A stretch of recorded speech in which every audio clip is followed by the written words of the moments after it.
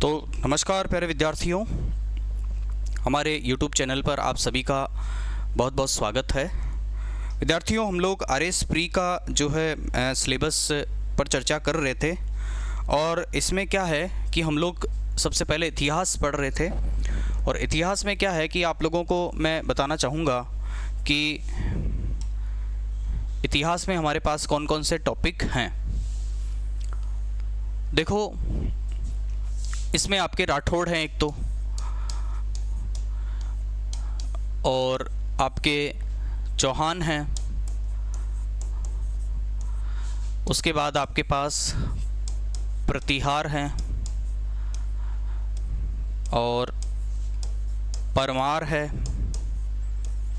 और आमेर है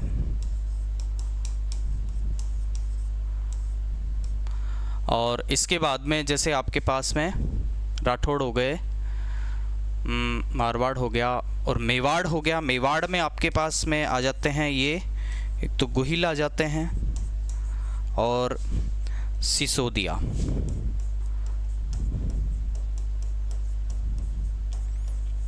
मेवाड़, मारवाड़, ये हो गया। तो इस तरह से ये टॉपिक आपके राजस्थान के हिस्ट्री में है आपके पास RS प्री के सिलेबस में, और सब इंस्पेक्टर में भी समान रूप से जो है उपयोगी हैं। तो देखो, अभी हम लोग इसकी जो है शुरुआत हमने कर दी थी और इसे हम लोग पढ़ रहे थे चौहानों को। अब मैं आपको एक चीज़ और बताऊं, देखो इसमें तो आपके ये जो मेवाड़ वाला आ गया मामला, मेवाड़ के सारे जो वंश परंपरा इसमें हम लोग देखेंगे।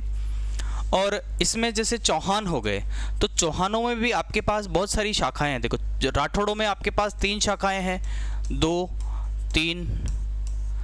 इसमें जैसे आपके जोधपुर के हो गए सबसे महत्वपूर्ण, उसके बाद आपके पास में हो गए बीकानेर के हो गए, बीकानेर के राठौड़ हो गए और किशनगढ़ के हो गए, ठीक है ना। तो ये सबसे ज़्यादा, ये जयपुर और बीकानेर ज़्यादा महत्वपूर्ण है, ठीक है ना। किशनगढ़ भी है, इसमें से कुछ प्रश्न मतलब कभी कभी आ जाता है। ज़्यादा महत्वपूर्ण ये 2 है, जोधपुर और बीकानेर। तो वैसे ही चौहानों में भी हमारे पास में देखो कई सारी शाखाएं हैं। चौहानों में कौन कौन सी है? एक तो हो गई, सबसे महत्वपूर्ण हो गई अजमेर के चौहान। अजमेर के बोल दो या सांबर के बोल दो या शाकंभरी के बोल दो। उसके बाद में हमारे पास में आता है जालोर के चौहान हो गए, जालोर के चौहान आ जाता है, और रणथंभौर के चौहान आ जाता है, बूंदी के चौहान आ जाता है, बूंदी के चौहान आ जाता है, और सिरोही के चौहान आ जाता है। अगला है सिरोही के चौहान आ जाता है। तो देखो, इस एक ही वंश का इन्होंने नाम लिख दिया, लेकिन प्रश्न आपके कहीं से भी पुटअप हो सकता है। मैं आपको बताऊं, इन 5 में से किसी से भी, चौहानों में से प्रश्न आपके पुटअप हो सकता है। तो अभी हम लोग जैसे देख रहे हैं ना, तो वो है बूंदी के चौहान। और मैं आपको बताऊं कि बूंदी के चौहानों में इससे ज़्यादा आपको पढ़ने की बिल्कुल भी आवश्यकता नहीं है, ठीक है ना। तो अब हम लोग बूंदी के चौहान शुरू कर रहे हैं। ये मैंने आपको सारा ये चीज़ बता दी है। देखो, ये है बूंदी का चौहान वंश हमारे पास। देखो, वैसे तो चौहान ही है, लेकिन जो है स्थापना वगैरह किसने की है, क्या की है, एक व्यक्ति था देवाहाड़ा। ये बम्बावदे, बम्बावदे एक जगह है, वहाँ का ये देवाहाड़ा सामंत था। और ये 2 जो सन है बहुत महत्वपूर्ण है इसमें, 1241 और 1264। 1241, 1264, ये दोनों सन महत्वपूर्ण है। बूंदी के चौहानों में अगर आप देखो, ये PDF अगर आप लोग देख लेते हो, पढ़ लेते हो, तो मैं समझता हूँ कि बूंदी के चौहानों में इससे बाहर कोई भी प्रश्न नहीं आएगा, ठीक है। तो ये 2 सन आपको महत्वपूर्ण है, ये ध्यान में रखने हैं। हाड़ौती के जो है, हाड़ौती बोल दो या बूंदी बोल दो, एक ही बात है ना। तो प्रारंभ में क्या होता है, प्रारंभ में क्या होता है, बूंदी पर मीणाओं का एक तो अधिकार था, और बूंदा मीणा के नाम पर बूंदी का नाम पड़ा था। और बूंदी का पुराना जो नाम है वो मिलता है वृंदावती, और कहाँ मिलता है? रणकपुर लेख में। ये छोटे छोटे फैक्ट हैं जो आप लोगों को ध्यान में रखने चाहिए। आगे देखते हैं हम लोग। अगला जो शासक है वो है समर सिंह हाड़ा। अब देखो, इसने देवा हाड़ा ने क्या किया? मीणाओं को पराजित कर दिया और 1241 ईस्वी में बूंदी राज्य की स्थापना साहब इसने कर दी। उसके बाद अगला जो शासक है, 1 नंबर ये हो गया, फिर 2 ये हो गया, समर सिंह हाड़ा। समर सिंह हाड़ा ने क्या किया कि इसने क्या है 1264 ईस्वी में जो भीलों के अधिपत्य में कोटा था, कोटिया भील के नाम पर कोटा का नाम पड़ा था, तो इसने कोटा पर अधिकार कर लिया 1264 ईस्वी में। और कोटा पर अधिकार करके कोटा इसने अपने पुत्र जेत्र सिंह को दे दिया था। तो जेत्र सिंह ने, ये रहा जेत्र सिंह, जेत्र सिंह ने वहाँ कोटा में 2 काम किए। एक तो कोटा का दुर्ग बनवाया, और एक इसने क्या है वहाँ पर गुलाब महल का निर्माण करवाया। ये देख लो, कोटा का किला और गुलाब महल। ओके, आगे चलते हैं हम लोग। अगला जो शासक है, थोड़ा बड़ा कर देता हूँ मैं इसको। हाँ, अगला जो शासक है हमारे पास में वो है नापूजी। ठीक है, अगला शासक कौन है? नापूजी है। तो नापूजी का केवल एक ही फैक्ट ध्यान में रखना है, अलाउद्दीन खिलजी से युद्ध में ये मारा गया है ना। नापूजी ने रास्ता नाप लिया, ऐसे याद रख लो आप लोग, याद रखने के हिसाब से। उसके बाद में है बरसिंह हाड़ा का महत्वपूर्ण एक है कि बूंदी का तारागढ़ जो है ये इसने बनवाया, बरसिंह हाड़ा ने। एक अजमेर में भी आपके पास तारागढ़ है, अजमेर में भी तारागढ़ है। ये आपको बताना है कि किसने बनवाया, कब बनवाया, तारागढ़ की ऊंचाई कितनी है। ये तीनों ही प्रश्न परीक्षाओं में पूछे गए हैं। उसके बाद अगला जो महत्वपूर्ण शासक है वो है राव सुरजन सिंह। इसका कुछ 2-4 फैक्ट है हमारे सामने। देखो, एक तो इसने क्या किया, संबंध जोड़ा, संबंध जोड़ा, और एक काम किया इसने संबंध तोड़ा। 2 काम किए इसने। तो संबंध तोड़ा तो किससे? मेवाड़ से। संबंध किससे तोड़ा? मेवाड़ से। और मुगलों से संबंध जोड़ा। मुगल शासक कौन है इस समय? अकबर है। तो अकबर ने क्या है, इसको राव सुरजन हाड़ा को 26 परगने तो बूंदी में और 26 परगने इसको कहाँ दिए? बनारस में दिए, बूंदी और बनारस में। ब और ब, ब और ब, ऐसे याद रख लो आप लोग। और इसके अलावा ये बनारस और चुनार का सूबेदार भी बना। एक महत्वपूर्ण फैक्ट इसका आता है कि इसने रणछोड़ जी का मंदिर बनवाया। तो पहला देखो, फिर से आप लोग दोहरान करो, पहले शासक कौन है? देवा हाड़ा है, बम्बावते का सामंत था। इसके बाद में समर सिंह हाड़ा है, फिर नापूजी है, नापूजी के बाद में बरसिंह हाड़ा है, फिर राव सुरजन हाड़ा है। उसके बाद अगला जो शासक है महत्वपूर्ण कौन सा है? राव भोज। ये केवल अकबर के साथ ही भोजन करता था, बाकी कहीं भोजन नहीं करता था। ठीक है, तो बस इसका इतना ही ध्यान रखना है। राव भोज अकबर का समकालीन था, याद करने के हिसाब से मैंने बताया आप लोगों को। उसके बाद आगे देखो, राव रतन सिंह। रतन सिंह का क्या मामला है? जहांगीर ने इसको 5000 का मनसब दिया। रतन से आप याद कर सकते हो कि रतन जो नौकरी करता है और 5000 रुपये कमाता है। ठीक है, ऐसे याद रख सकते हो आप लोग। आगे देखो, एक ये उपाधि वाला इंपॉर्टेंट है भाई इसका। एक तो रामराज की इसको उपाधि मिली, और इसके अलावा सर बुलंद राय की उपाधि मिली। क्यों मिली सर बुलंद राय की उपाधि? क्योंकि ये चित्रकला प्रेमी था। आगे, खुर्रम के विद्रोह को दबाया। जहांगीर से जुड़ा हुआ है तो खुर्रम से जुड़ना ही है अपने आप में। ठीक है, जहांगीर के पक्ष में था तो खुर्रम के विद्रोह को दबाने में इसने सहायता की। एक इसका सबसे महत्वपूर्ण फैक्ट है कि इसका एक पुत्र था गोपीनाथ, वो बहुत ही दुर्जन प्रकृति का व्यक्ति था। उसने क्या है कि कोई ऐसा कृत्य किया था, उसकी वजह से क्या है कि ब्राह्मणों ने उसको मार डाला, लेकिन उसके बावजूद भी इस राव रतन सिंह ने उन ब्राह्मणों को कोई भी सज़ा नहीं दी, क्योंकि इसका जो पुत्र था खुद उस पुत्र में ही खोट था, इसलिए गोपीनाथ था। उसके पुत्र का नाम क्या था? गोपीनाथ। अगला जो शासक है वो है राव शत्रुसाल। ये भी बहुत महत्वपूर्ण शासक है। देखो, एक तो सामूगढ़ के युद्ध में ये वीरगति को प्राप्त हुए, तो वीरगति को प्राप्त होना ही है 1658 ईस्वी में।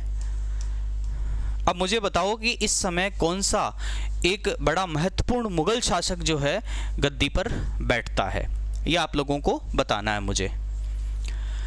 उसके बाद 84 खंभों की छतरी है ना, 32 खंभों की कहाँ है ये बताना है आपको।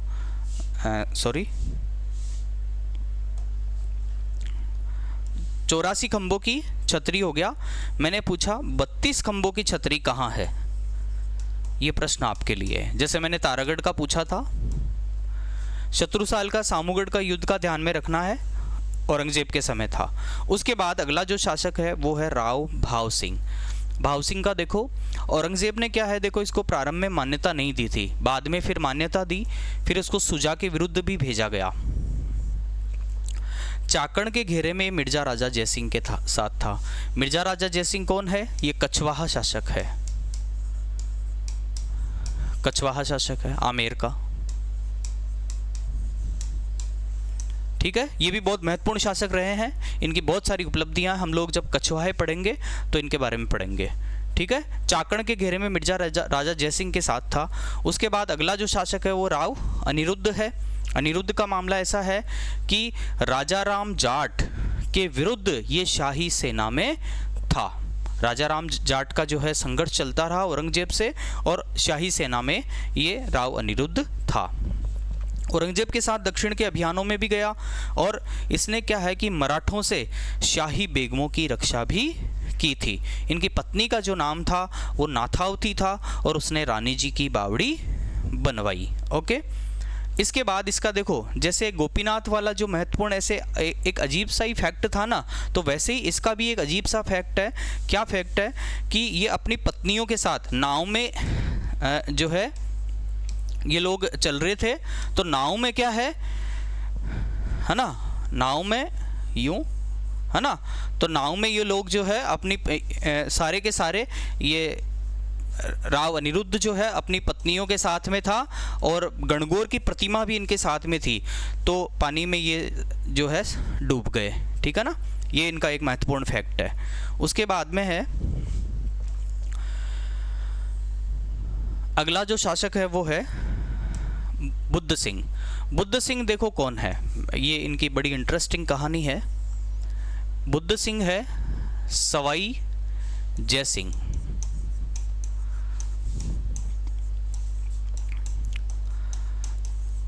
सवाई जय सिंह की बहन के पति हैं, इनके जीजा हैं। तो अब क्या है, सवाई जय सिंह में और बुद्ध सिंह में आपस में क्या हुआ, पहले तो संबंध बहुत अच्छे थे, लेकिन बाद में इन दोनों में ठन गई। तो अब क्या हुआ, सवाई जय सिंह ने क्या किया, बुद्ध सिंह को गद्दी से हटा दिया। पहले तो क्या है कि बहादुर शाह का साथ दिया इसने, और महाराणा राव की इसने उपाधि धारण की। इसके बाद में देखो, सवाई जय सिंह ने बुद्ध सिंह को हटा दिया और दलेल सिंह को शासक बना दिया। दलेल सिंह कौन है, दामाद है किसका, सवाई जय सिंह का दामाद है। तो देखो, और इसी के समय बूंदी का नाम क्या कर दिया गया था, फर्रुखाबाद कर दिया। आप लोगों के सामने प्रश्न है कि मोमिनाबाद किसका नाम किया, मोमिनाबाद, और उसके बाद में है खिजराबाद किसका नाम किया, खिजराबाद किसका नाम किया, है ना। और इस तरह से 2-3 और नाम है, अभी याद नहीं आ रहे हैं। तो फर्रुखाबाद बूंदी का नाम कर दिया, मोमिनाबाद किसका नाम किया, और खिजराबाद किसका नाम किया, ये आपको बताने हैं। अगला जो महत्वपूर्ण शासक है दलेल सिंह है। तो दलेल सिंह का मैंने बता ही दिया कि सवाई जय सिंह का दामाद था। ये किसका दामाद था, सवाई जय सिंह का। अब देखो बाद में क्या है कि बुद्ध सिंह की जो पत्नी थी, अर्थात सवाई जयसिंह की बहन, उसने क्या किया कि अपने पुत्र उम्मेद सिंह को शासक बनाने के लिए मराठों को राजस्थान में आमंत्रित कर दिया। फ़ोन लगाया, जो सवाई जयसिंह की जो बहन थी आनंद कुंवरी या अमर कुंवरी, नाम था आनंद कुंवरी या अमर कुंवरी, उन्होंने फ़ोन लगाया मल्हार राव होलकर को कि भाई आप मेरे भाई की तरह हो और आप यहाँ बूंदी में आओ, ये सवाई जयसिंह जो है मेरे भाई जो है ये मुझे परेशान कर रहे हैं, और मेरे जो पति हैं उम्मेद क्या बोलते हैं बुद्ध सिंह, उनको भी गद्दी से हटा दिया है।